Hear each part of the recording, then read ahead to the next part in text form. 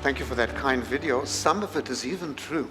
So I would be remiss before I present my final remarks without thanking a few people. I've had lots, and I will have lots of opportunities to thank and wish good wishes to Gul, to Muna, to, of course, to Brad and Dubi and everyone else. But I need to say a word about the division of the presidency and external affairs. This extraordinary group of professionals who have been at my side for these 8 years. And I know people think this is a rhetorical flourish when I say it takes an entire village, but it absolutely does. And this is a group that has been at my side and is basically responsible for many of our successes. And I wish I could mention every single name. I can't. But I'm going to mention two names of people who are very dear to me and have been at my side from day one. Aviva Pe'er, my chief of staff.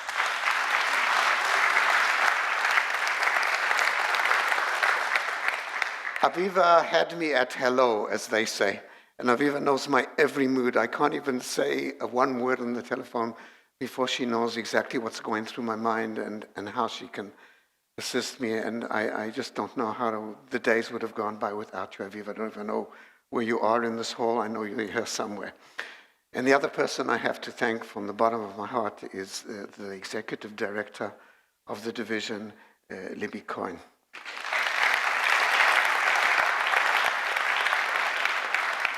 Libby Cohen often refers to me as her boss, which cannot be further from the truth. Libby runs the division on a daily basis. She's a partner. She's not an underling of any type. She's been a partner in all this. But once again, I just don't know how I would have handled this without both of you and without the entire vision. Thank you. So, farewell address. They're usually quite standard. They're not much different from place to place. You know, it's a laundry list of accomplishments. We just actually saw that. And it's tearful acclaims of gratitude. You've just heard that as well. And fond farewells and wishes for the new team. But you know, this is not a time for such a speech.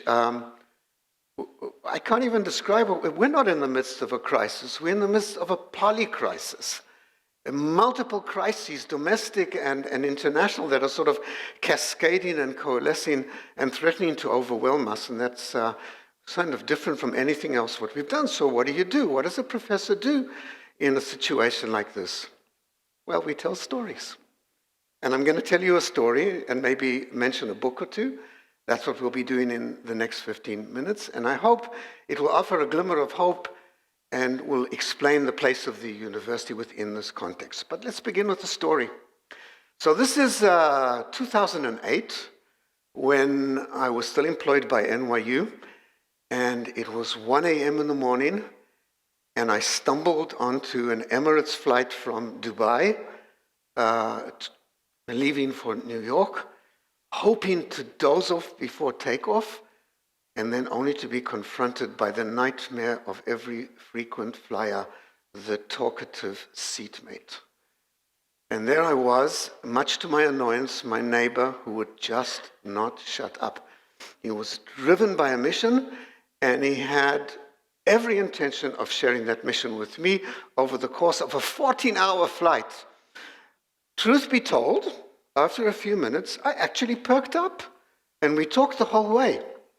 So it turned out that my seatmate was a man by the name of Rafiq Habib, who was the head of an organization called the House of Habib, basically the wealthiest family in Pakistan. And he had set himself the goal of transforming Pakistan from a benighted Islamic republic into a shining, modern and democratic country. And strangely, the tool of his choice for such a lofty mission was to establish a secular liberal arts university in Karachi as an engine for change in this quite grim society. This is somewhat of an unusual choice for such a hard-nosed businessman as Rafiq Habib, who was the type of man who, sells snow to Siberians or sand to Saudis. But upon hearing about my role in NYU, he employed all his faculties of persuasion, and he enlisted me onto the board of this university in Pakistan. And before I knew exactly what happened, my wife and I found ourselves standing in the airport in Karachi, of all places, in front of a very severe-looking immigration official who examined our passports like it was a piece of treif or something, held them up like this. I had a South African passport, and he looked at my South African passport and he looked at the place of birth and he said, it's written here that you are born in ISR. What is ISR? I'm very proud of myself. I said, don't you know that's a province in South Africa? Somewhat appeased, he turned to my wife's German passport. There the place of birth is listed as Hadera, of all places. Now we was totally confused. Where in the world is Hadera? She said, and my wife was sitting here in the audience, Libby, she said, it's a village near Bonn. How don't you know that? And so that passed, and we entered Pakistan, and we went there several times, and that college flourished. It was a wonderful co-ed student body. It was saturated with Western values. The curriculum was great, but despite all that, the project failed. And like similar projects in Pakistan, like Aga Khan University, it did not institute any meaningful change. Now, the case of Pakistan weighs heavily on my mind because despite a very promising start in 1948, that country lost its mission. And today is a nation in name only. Its population has no common agenda of any kind. And I asked myself, why was Rafiq Habib so adamant about changing this by establishing a university? How would a university change Pakistan?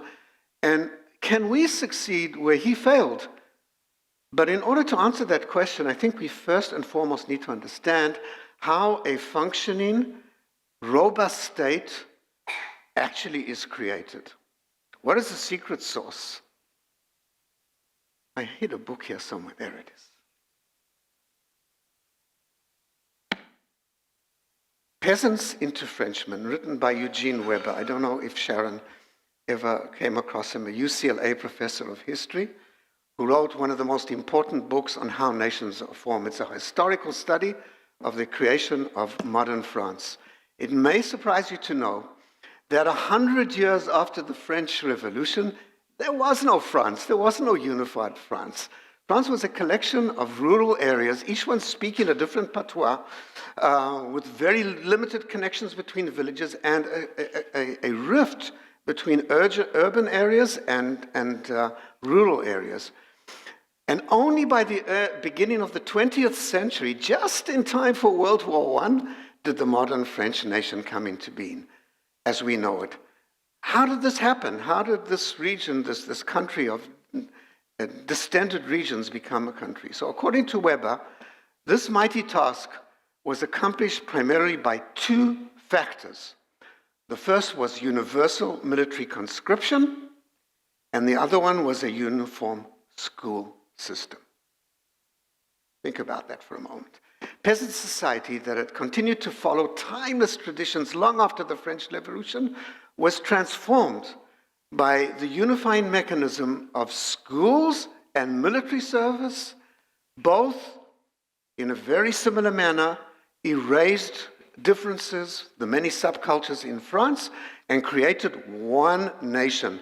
In schools and in the military, regional dialects gave way to standardized French, and a unified version of French history became the common denominator. Basically, France was created by a bunch of bureaucrats who conveyed a very selective version of French history and onto its rural population. And they used the school system and regimented life of military service to create and instill a sense of nation that attracted the largest common denominator. What we learn from this case is that robust nations materialize when, despite social inequities, ethnic differences, and other rifts, a central authority uses the power at its disposal to enforce a common narrative and values that attract the largest common denominator. So we all know the opening line from Anna Karenina. Here's my version of the opening line from Anna Karenina. All happy nations are alike. Each unhappy nation is unhappy in its own way. To which category do we belong? So, when we look at the foundations of the state of Israel, I think we were on the verge of becoming a very happy nation, and we were for quite a number of years. Zionism provided the common denominator for most Jews. That incredible document, the Declaration of Independence, added important amendments, in particular the equality under the law and the rights of minorities that we associate with Western-style democracies. And it looked like in the early years that we were a shining example of a modern democratic state. The state controlled the media. The multiple communities of newcomers who came to Israel would absorb the values through the school system, and the common ground of universal military service would provide another common denominator, and the Declaration of Independence would enshrine the rights of minorities and would allow minorities to find their place in this narrative. So what went wrong? From the vantage point of historical perspective, our founding fathers and one founding mother, there was one founding mother, that was Golda Meir, took one step too many, seeking to produce a political system to appease everyone. They agreed to two fateful compromises.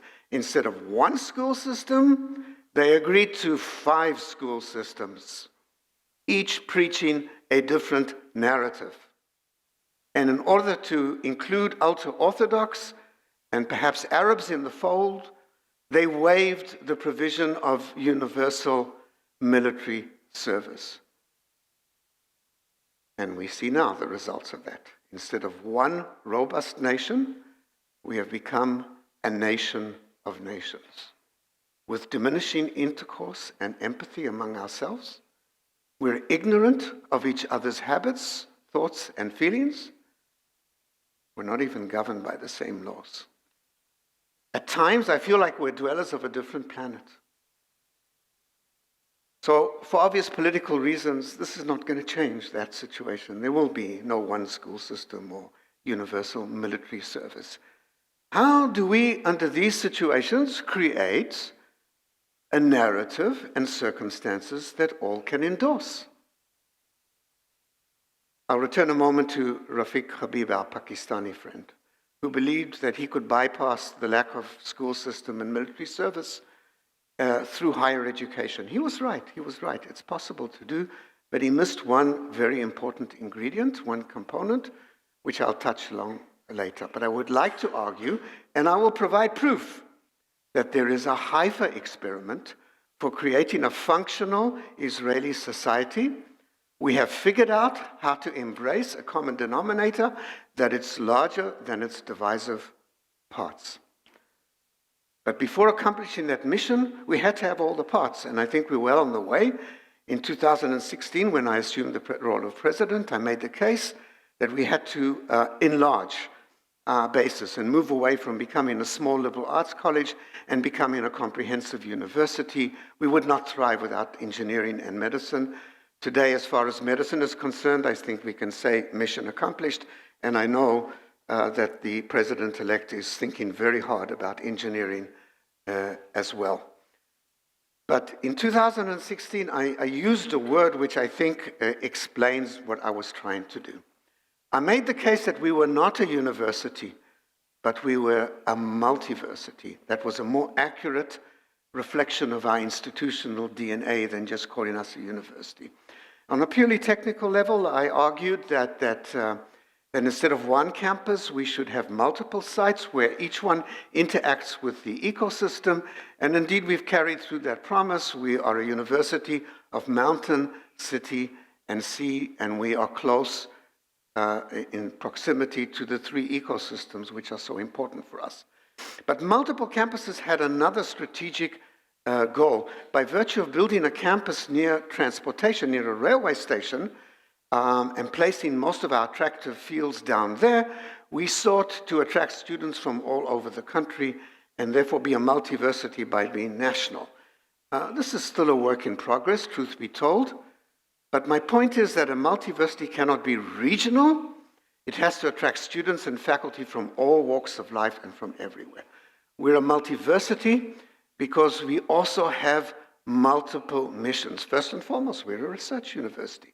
There's no doubt about that. But we also have a social mission, which is to create shared values that eclipse our differences and create fundamental shared values. We are a multiversity because every group in Israeli society is represented on our campus, and we are militant proponents of a narrative that seeks to accommodate everyone. This is the Haifa experience. And the Haifa experience is about expanding the middle class.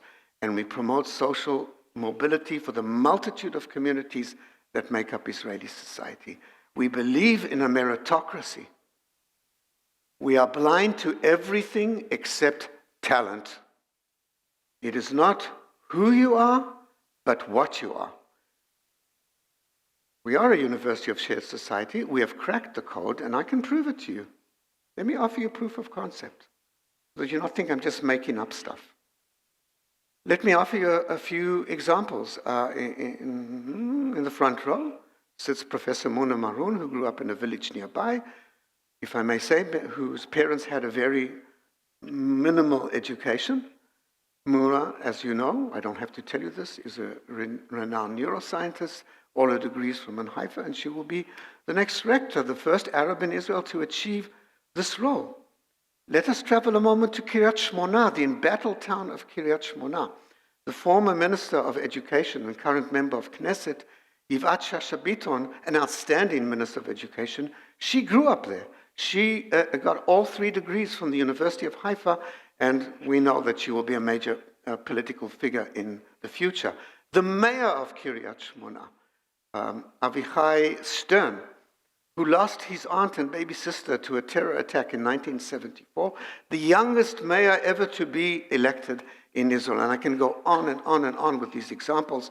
There are many to prove that what we do here creates a new middle class. Perhaps you don't like stories. Perhaps you prefer statistics. So 50% of our students are first generation in academia. That's amazing. But 50% of our students also hail from the lower 4 percentiles of the Bureau of Statistics socioeconomic scale. Those are amazing statistics. Why will we succeed where the Karachi experience failed? I think it has a lot to do with the fact that this country has a very robust backbone of professional middle-class people.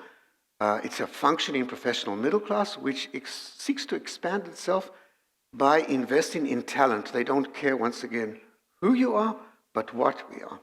And we at the university provide the gateway for creating those opportunities for our students. That crucial element didn't exist in the Karachi experience. But there's another reason for our success.